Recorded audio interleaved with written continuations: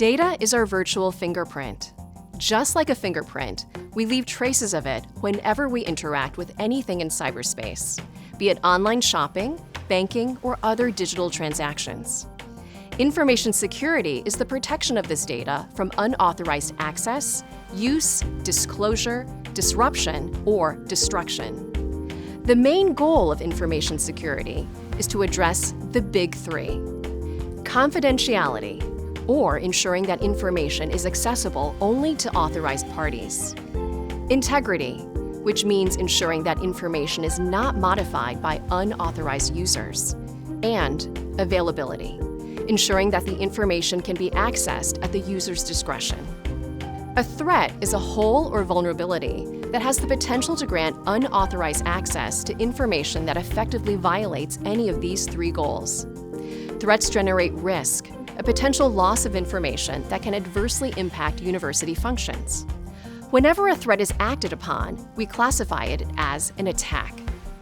The purpose of an attack is usually to undermine the University of Houston system's mission, daily operation, perception, and the image of its universities by destroying or modifying information. The University of Houston system and its universities are vulnerable to attacks from hackers, phishers, and spammers. Despite their different names, they all share a common goal: to gain unauthorized access to a system and carry out a malicious attack. While their approaches are different, they are all collectively known as threat actors. Not all data are created equally. The UH system categorizes data into 3 levels, with each subsequent layer requiring less security. Level 1 information requires the most attention, as it contains 3 main categories: confidential information, containing items such as social security numbers, educational records, healthcare information, or customer information; sensitive information, containing items that personally identify an individual, such as a person's name in combination with their social security number, government-issued identification number, or account number with the required security code or password; and mission-critical information, defined by the UH system to be essential to the continued performance of its mission.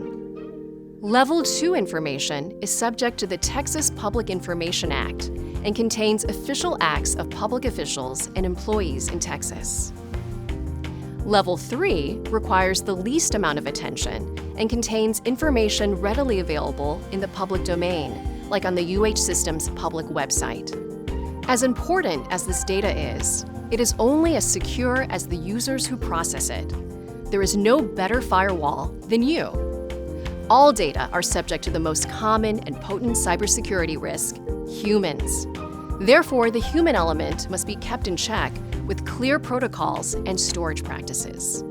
For example, Level 1 information must be stored on university-provided storage or in university systems like PeopleSoft and Blackboard.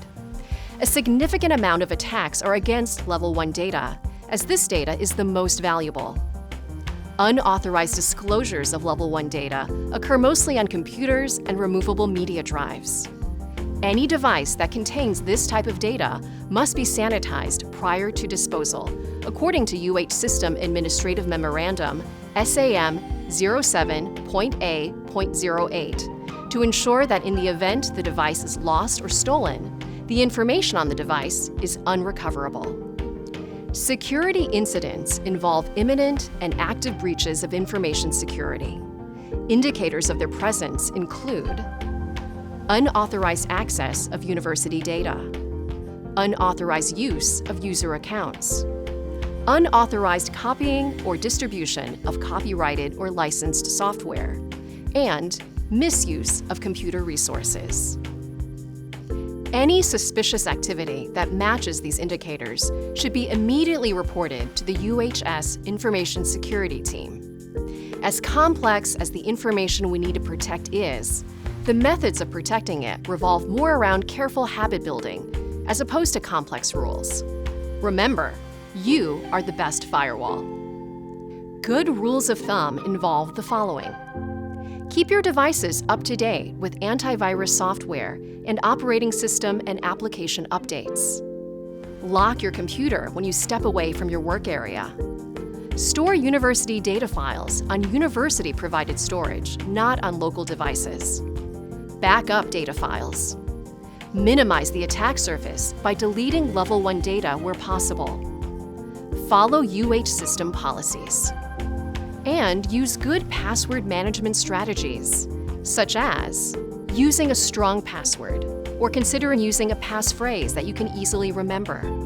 Storing your passwords securely if you must document them. Never sharing your password. And using different passwords for different accounts.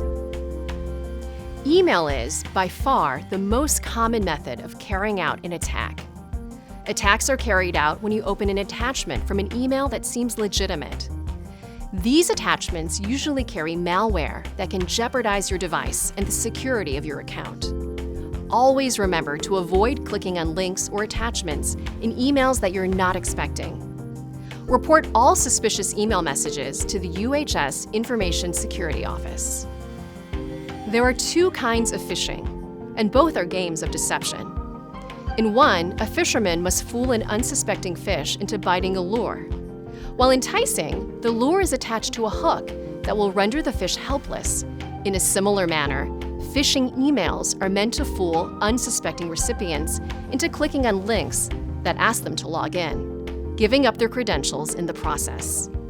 Once these credentials have been obtained, attackers have obtained the proverbial keys to the kingdom, leaving the security of a device or user account completely in their hands. Your information is important. Don't get reeled in. So how do we recognize these deceptive messages? Phishing emails usually have some, if not all, of the following characteristics. They mimic legitimate companies and include links to sites that appear real. They have an official look to them, using things such as copyright symbols, company icons, and trademark symbols in the message. And they try to instill a sense of urgency in their intended victim, usually giving them only 24 hours to respond. To ensure you're not deceived by a phishing message, follow these tips. Do not reply to emails asking for personal information. Do not click on links in unexpected emails. Make sure the email contains official contact information for the sender. And remember, legitimate companies should never ask for usernames or passwords. Even with the cutting-edge technology all around us, it's important to remember that security starts with you. You are the most vulnerable and most valuable asset to an attacker. As such, by adopting the simple security habits we discussed today, you will also become a valuable guardian of the information entrusted to you. The success of the University of Houston system rests in your hands.